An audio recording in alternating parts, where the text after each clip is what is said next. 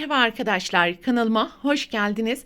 Bugünkü videomda tığ işi, çanta, hırka, kazak, yatak örtüsü, bebek battaniyesi gibi farklı projelerde değerlendirebileceğiniz kare motif yapılışını anlatacağım.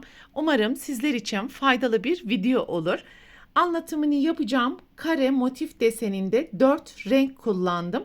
İstediğiniz renk kombinini ve istediğiniz sıralamayı yapabilirsiniz.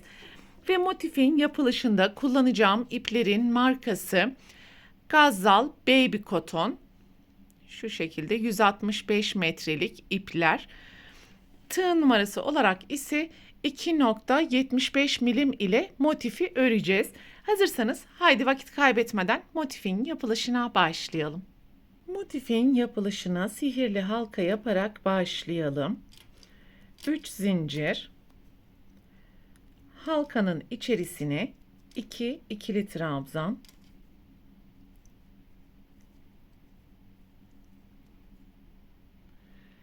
iki zincir, halkanın içerisine 3 trabzan ve aralarında 2 zincir ile halkanın içerisine 4 trabzan grubu oluşturalım. Her trabzan grubu 3 ikili trabzandan oluşmalı.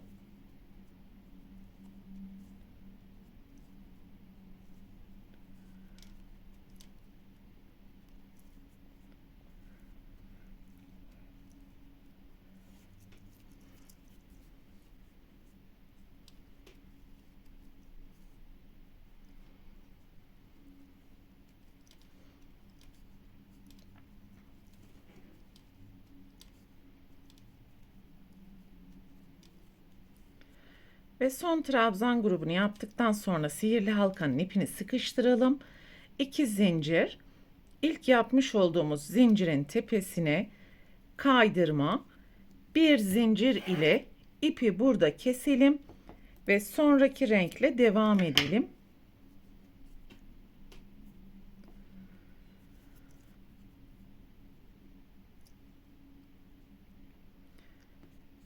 Herhangi bir 2 zincir boşluğundan başlayabilirsiniz.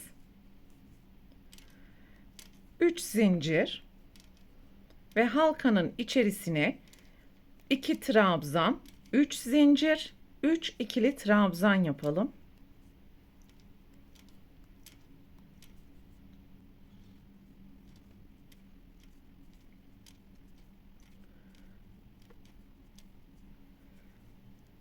Ve şimdi diğer 2 zincir boşluklarına da 3 trabzan, 3 zincir, 3 trabzan yapalım ve gruplar arası geçişte zincir yapmadan sıra sonuna kadar devam edelim.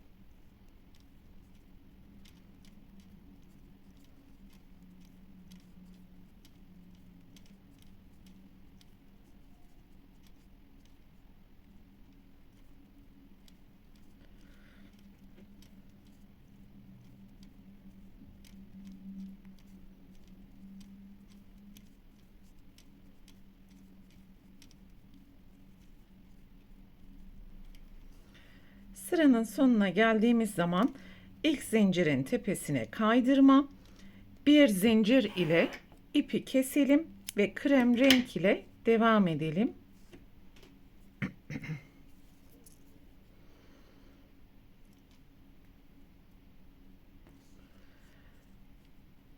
Ve herhangi bir trabzan grubunun ortasından başlayabilirsiniz. 3 zincir, aynı boşluğun içerisine 2 ikili trabzan,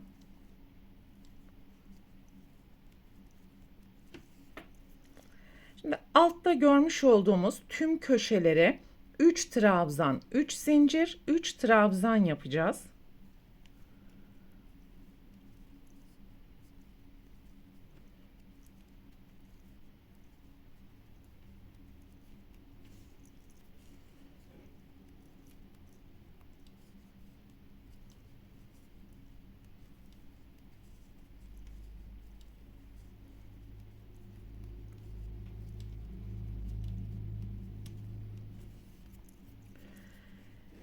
Ve iki köşe arasındaki boşluklara da 3 trabzan yapacağız. Hiçbir grup arasında zincir yapmadan köşeler hariç sıra sonuna kadar devam edeceğiz. Ve sadece köşelerde 3 zincir yapalım.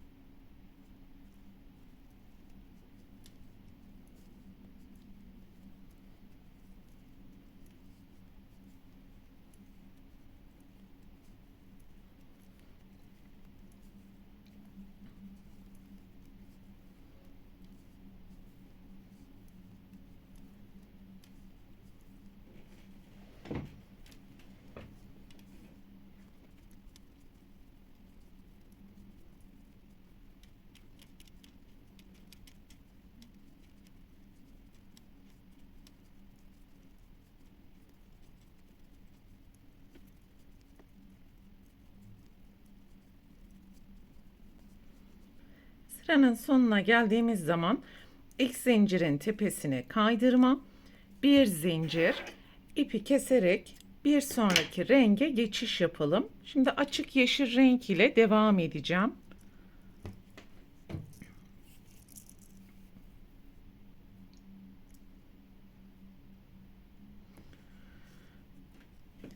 Kenarlarda bulunan trabzan gruplarının herhangi birinin ortasından ya da köşeden başlayabilirsiniz. 3 zincir, aynı boşluğun içerisine 2 trabzan,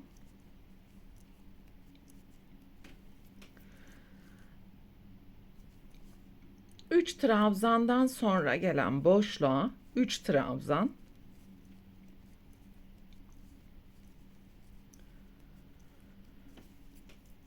ve tüm köşelere alt sıradaki işlemleri tekrar edeceğiz. Yani 3 trabzan, 3 zincir, 3 trabzan yapacağız.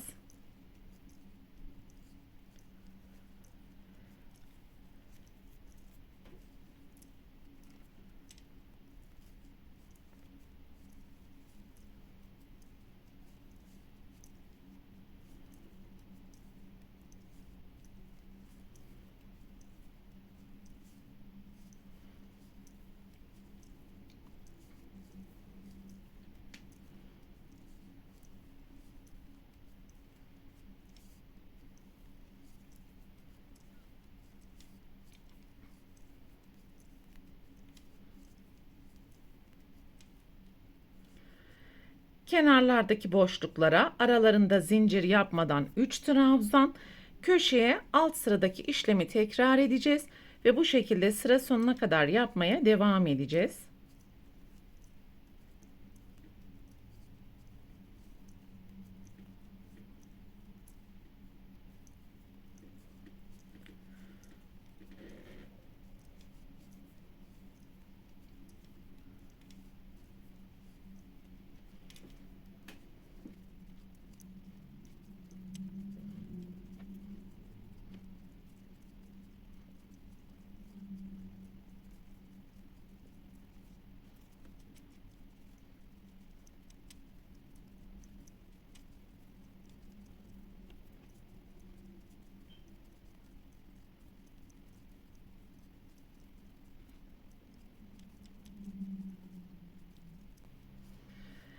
Sıranın sonuna geldiğimiz zaman ilk zincirin tepesine kaydırma ve bir zincir yaparak ipi burada kopartalım ve sonraki renge geçiş yapalım.